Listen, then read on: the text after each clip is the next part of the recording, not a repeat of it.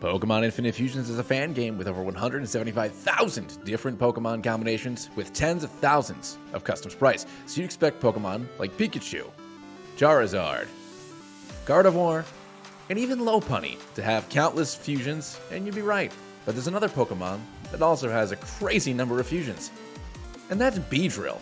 My name's Uncommon Soap, and we're here to see if we can beat a hardcore Nuzlocke of Pokemon Infinite Fusions using only Beedrills. Let's get started. Make sure to like and subscribe so you can get updates on whenever we put new videos out, and enjoy. Our journey starts off in Professor Oak's lab, where we can choose between the 3 Kanto starters.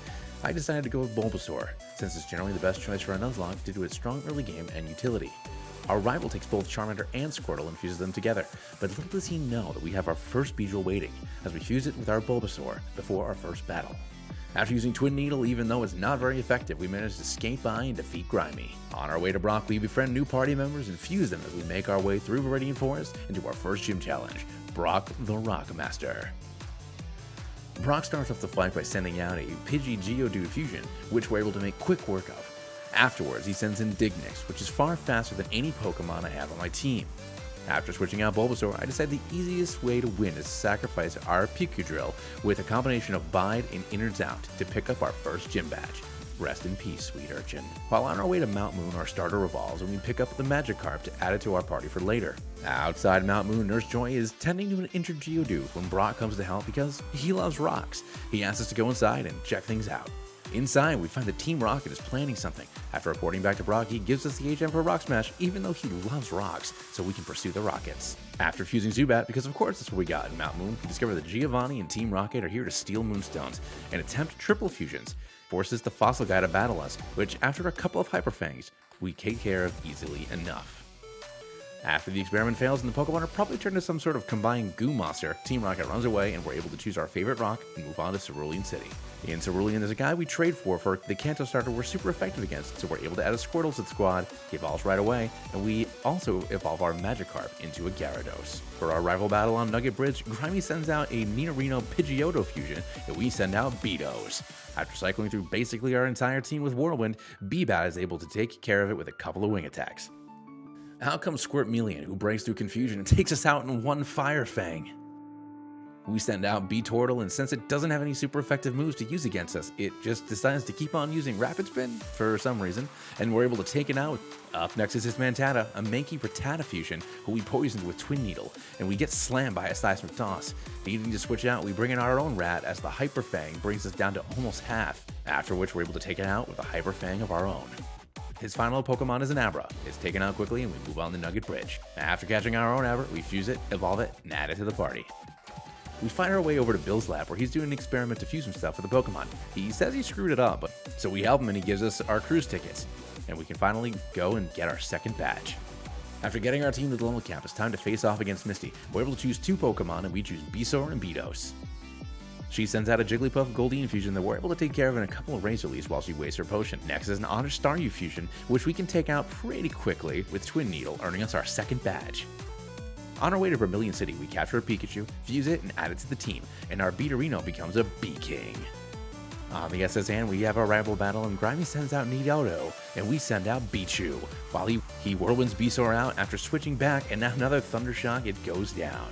Up next is Wormelion, where we're able to take out 2 Thundershocks, then 1 for Starbra, before having to switch out after a missed Thunder Wave. We send out Beedos, and after getting tossed and fanged, we need to switch out again, this time to Beetortle, where we get bit, tossed, and then we do some damage with Water Gun. After switching to Beesaw, we're able to break through confusion, and the battle ends with a Razor Leaf.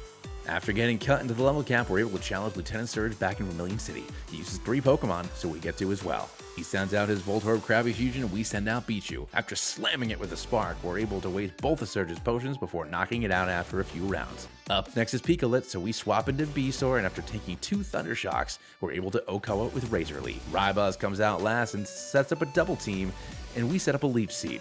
After a Twin Needle, we activated Citrus Berry before slamming with a critical hit Razor Leaf and Leech Seed, leaving him in the red.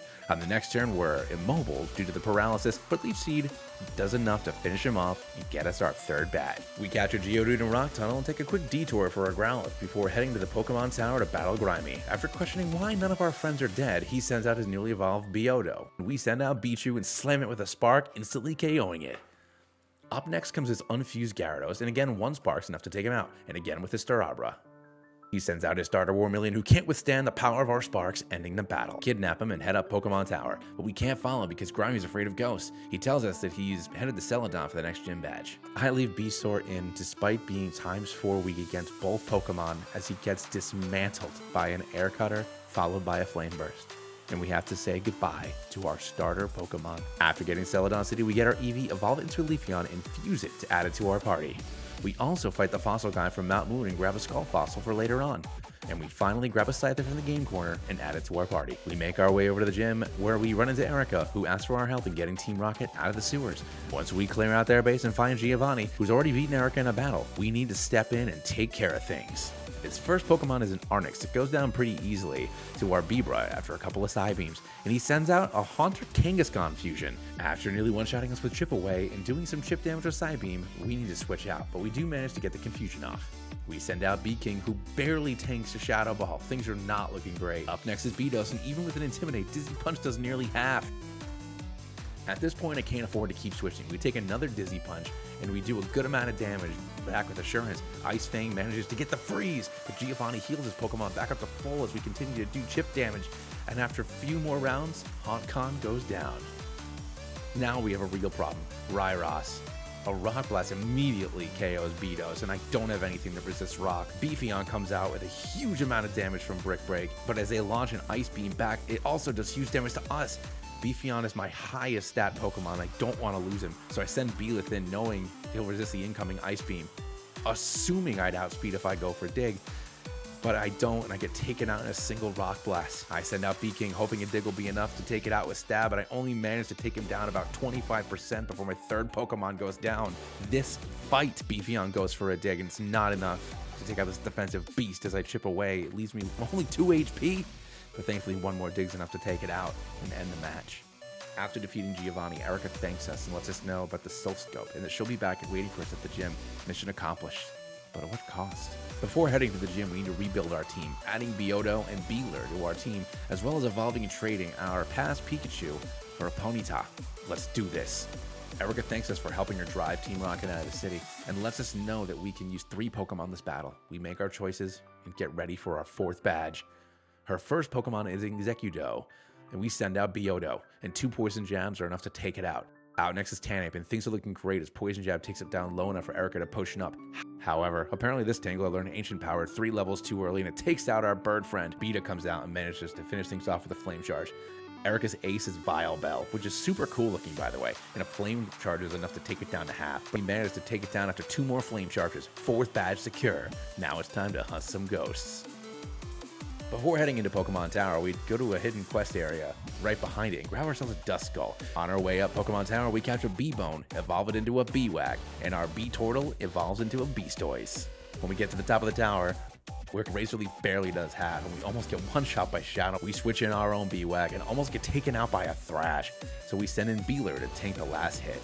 After a few bulldozers, we're able to take the spirit out, rescue Mr. Fuji, and he lets us know that the Rocket's next step of the plan. Then he gives us the Pokeflute for saving him? On our way to Fuchsia City, we use the Pokeflute to wake up and capture Snorlax. Our next stop is the Safari Zone, where we're lucky enough to capture the most powerful Pokemon fusions we can get in the base game. After getting to the level cap, it's time for our 5th gym match against Koga and his poison types. His first Pokemon is Venomer, and it comes out against our Beeler, Jawbreaker. I did nicknames off screen. All the Bs were getting confusing. Realizing that Venomer is part bug from Venomoth, we take it out with a Smackdown. And out comes the second Pokemon. After 2 Smackdowns, taking it down to just over half, we're brought down to just 8 HP from Toxic. Not wanting to switch to a potential self-destruct and lose 2 Pokemon, we take it out with a Bulldoze and we go down from the poison. Thank you for your service, Jawbreaker. We send out Spike against Koga's Beether, and a critical Iron Head takes it out in 1 shot. Koga's last Pokemon sets up Acid Armor, and we slam it for big damage with a Boomerang. Knowing he'd use a Hyper Potion, we do some chip damage with the Iron Head before looking for the KO with another Bone. But it lives in the red. The Egg Monster sets up a double team, but we're able to take it out with another Bone Toss, earning us our 5th badge. After defeating Koga and increasing the level cap, we can evolve Beaskull into Beeclops, Beta into B-Dash, and Beether into Bezoar. After taking out the Rocket Grunt and guarding the path to Saffron, we head into Silphco. Once we clear out all the grunts and head to the president's office, Grimy spots us for a very well-timed battle. He sends out his fully evolved Needlejot, against our Scorponok. He locks himself into Thrash and we take it out with 2 acrobatics. Next is Wormelion, and we switch into Leo to avoid the ×4 fire damage, but he goes for a Dragon Rage instead. Ignoring all common sense, we try to take him down with 2 Aqua Tails despite being slower, and Leo goes down in 2 Flamethrowers. That one's on me. We send out our Racer, risking a water move, but he still goes for Flamethrower, powering us up, and we take him out with a couple of Poison Jabs. Starbra is up next, and we switch into Thorn, who tanks the Psychic, barely, and survives a Power Gem, and responds with a Razor Leaf, taking out Starbra in just 1 hit. And Unfused Tauros comes out next against our Mr. Stash, who in hindsight I should have named Zoidberg. After taking a few Zen Hunt Butts, we set up the burn, Confuse Ray, and just do some chip damage with Assurance. Mr. Stash, more like Mr. Cheat. Electados comes out last, and after a few rounds, we use the same strategy to ultimately take it and Grimy down. After the battle, Grimy decides to help us against Giovanni as we drop into the conversation he's having with the Silph President about making them Master Balls. He's looking for a bunch, but I guess they could only make 3. After threatening him, the Rockets notice us, and we start our final battle against the Rocket Boss. Until the next time we battle the Rocket Boss. A double battle starts, and he sends out Prime Rhino and Ryros. We double into the fighting slot and manage to take out his first Pokemon. He sends out Genkan. An X-Scissor nearly takes it out before Giovanni heals back up to full. Grimy's bird goes down, and we need to switch out Scorponok before he goes down as well. We send in Racer, and Electados takes out Genkan. Ryros does more than half against Racer with a takedown. And again, we need to switch into somebody else. Electos gets taken out by Sand Queen's Earth Power, and Thorn takes minimal damage from Brine. Tauros takes out Ryros, and we set up a Swords Dance to help out with Sand Queen. But in the end, it just kind of ends up wasting time because Tauros does all the work for us, ending Team Rocket's rampage. For now, after defeating Giovanni, he and Team Rocket leave with their 3 Master Balls to move on to the next phase of their plan. Grimy lets us know we should take on the gym here and that he's going to become the next Pokemon League champion. For helping save Silphco, the president tells us we can have 1 of 3 Johto starters, and we choose Totodile to help replace the hole that Leo left. We name him TikTok after the crocodile, not the app, and evolve him to his final form while getting to the level cap. Now it's time to face Sabrina and her psychic Pokemon. She sends out her first Pokemon, Hypmime, a very cool dude, who sets up a Calm Mind. We do a good amount of damage with Fellstinger before he baton passes into Espeon, who immediately gets taken out by Fellstinger. Next, she sends out Alabro, who gets taken out in 1 shot with a Night Slash, and the same thing happens with Genkazam and finally Hypmime, earning us our 6th badge. It feels good to have a smooth battle after so many tough ones. Before heading to Cinnabar Island, we take a detour to a hidden area that has a random chance for each starter to appear. We find ourselves a Chimchar, and we use our Master Ball to catch him, evolve him, and add him to the team. In the Pokemon Mansion, we encounter this guy who really likes explosions. I decided to add this in because, number 1, I'm really lucky I had a Steel type, and number 2, this guy is in here on purpose to kill Nuzlockes. Anyways, after we talk to Blaine, he heads back to the gym. We use the Fossil Reviving Machine to get ourselves a Cranidos and immediately evolve it into Rampardos and add him to the team for some fire resistance. Now, the time has come to take on Blaine and his fire types for the 7th badge. His first Pokemon is a Gludash who sets up a Toxic, and we send out Gumbo and do major damage with Poison Jab. After using a full restore and taking another hit, he switches into his 9-9, who is awesome by the way. We do about 20% with Poison Jab, assuming a fire type move, we switch into Racer to get Flash Fire. A Stomp brings him down to about half and Confuse Ray gets off. After hitting ourselves, 9-9 roars in TikTok and a Surf finishes him off. Blaine sends out Charodactyl, who uses Fire Blast and does over half while Surf only does half. We switch into Racer, predicting another Fire Blast. A Crunch brings us down low, and we go for a powered up Flame Charge for the speed boost, and after a Poison Jab, it's enough to bring him down. His next Pokemon Magdon comes out, and we send out Gumbo for a Scout, taking us below half health with a Hammer Arm. Panicking, we send in Racer, who gets taken down into the red with another Hammer Arm before swapping in Ramrod. Drill Run takes about 30% before we go for a Dig. Blaine swaps into Goudash, who goes down, and another Dig takes out Magdon, earning us our 7th badge. Before leaving Cinnabar, we find Team Rocket harassing a sailor about passes to a nearby island. He won't take them without a ticket, so they just steal the boat and head there themselves. A scientist tells us that Team Rocket must be going to Mount Ember, which is on Knot Island, and that we have to stop them. She lets us know we should be able to surf there, so we head due south and get ready to stop Team Rocket again. After battling our way through Mount Ember, we find Giovanni confronting Moltres. He captures it with a Master Ball, and he reveals he's already captured Zapdos and Articuno. His plan this entire time was to fuse the 3 legendary birds into one unstoppable Pokemon. We make our way down to Giovanni, where Team Rocket is talking about Zapdos. Nobody will dare now challenge Team Rocket, that they no longer have to work in the shadows, and that their plan to take over the world can come to fruition. Giovanni confronts us, noting that we've been stopping them each step of the way, but now it's time to bear witness to true power. Battle begins, and he sends out the fused bird, which has 3 health bars, 1 for each head, all of which get to attack, and I realize quickly this is not going to go well. A Rock Tomb almost KOs Moltres, but I can't take an attack from each of them, and Ramrod goes down. Knowing I need to take out the Firehead, Scorponok managed to do so with a Bullet Punch as Articuno sets up Reflect, and a Thunderball takes me down to half. A Bullet Punch to Articuno does about 30%. But an attack from each takes out Scissor. Spike manages to take out Articuno with an Iron Head, but Drill Peck nearly KOs Spike as we switch into Gumbo, who can barely take one himself. Mr. Statch is the bulkiest member of our team, so we send him out next as a Thunderbolt, and Drill Peck bring us down to 30%. We set up the burn to help with damage control. Giovanni uses a full heal, and we switch into TikTok, hoping an Ice Punch is enough, but it barely does half. Another Ice Punch gets a low roll, leaving us open for a Thunderbolt to take out our 3rd Pokemon. Gumbo manages to get off a crunch, securing the kill, but it cost us half our team. After the battle, the birds defuse and go back to their respective places, and Blue comes to find us to make sure we're okay. I knew we were best friends. To prepare for Giovanni, we get everyone to the new level cap. Evolve our Dratinians and Dragonizers, we'll be able to use them after we get our 8th badge.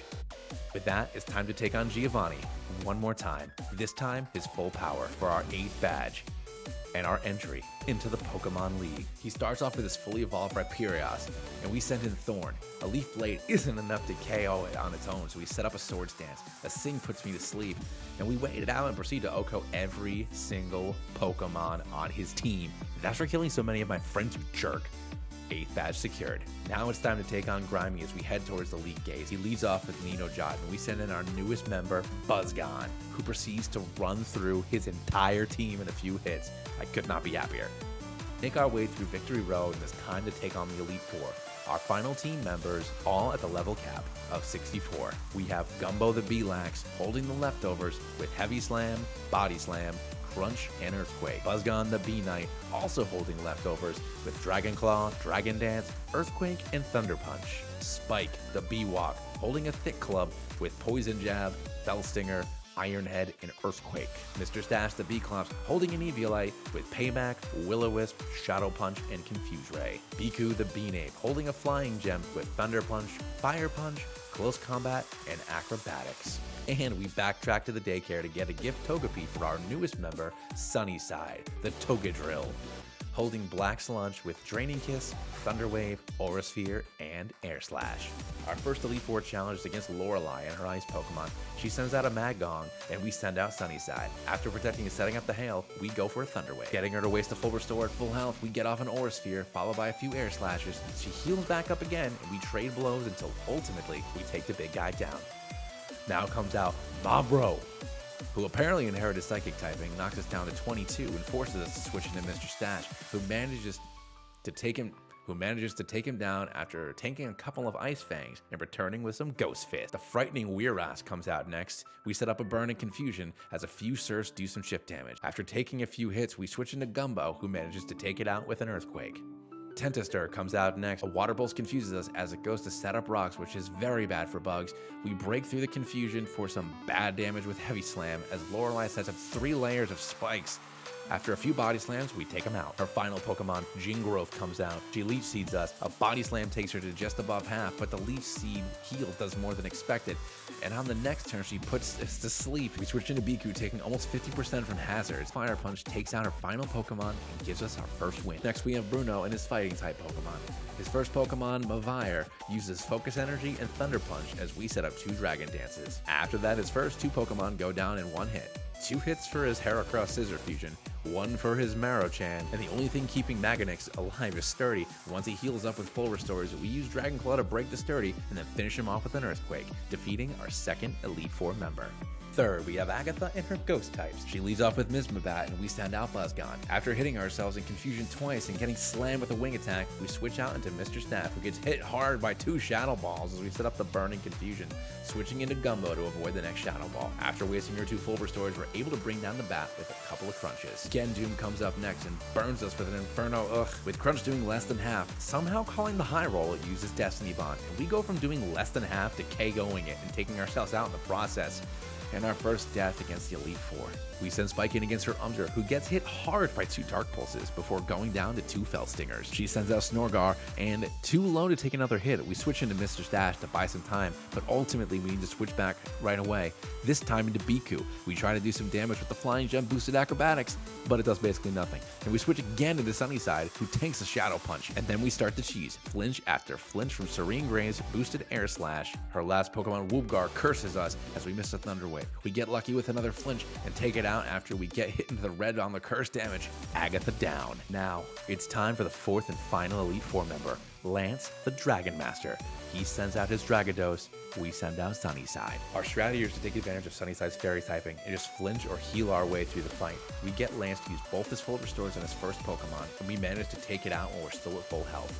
Out next comes Toganite, and we managed to take it out while heading back to full health again. Tyrannodactyl is up next, and this is a huge issue due to its rock flying type. I use Thunder Wave to get the Paralyze off, and it uses its first turn to set up Agility, and I switch into Mr. Stash. After setting up a Confuse Ray, he breaks through and almost one-shots us with Head Smash. We switch into Spike, who tanks a Head Smash and takes himself out with the recoil. Typhon Air is up next. We switch into Buzzgon, and a Fire Blast has about 30%. I set up a Dragon Dance as another Fire Blast takes us down to about 45. A Dragon Claw is then enough to take it down in one shot. His last Pokemon, Porydraw, comes in and is taken out in one shot by a Dragon Claw. Lance is down, but one challenge still remains. We confront Grimy in the Champion's Chamber. He declares that he's the greatest Pokemon trainer in the world, but he didn't see what I had coming. A bunch of angry bees. He starts off with Nidojot, and I send in Biku. Forgetting that he was fighting and not fire, a Thunder Punch does a little more than half, and he immediately is taken out with a Wing Attack. I send out Buzzgon, knowing he's gonna heal back up, set up 2 Dragon Dances as he goes for a Swords Dance. A Thunder Punch takes the bird out in one hit, followed by an Earthquake on Rhyperior Mortar, a Thunder Punch on Blastazard, 4 Dragon Claws on Tutor, 1 Thunder Punch on Starkazam, and 1 final Earthquake to finish off Electados. And with that, we become the Pokemon League champion. And that is how I beat a Harcore Nuzlocke of Pokemon Infinite Fusion using only Beedrill Fusions.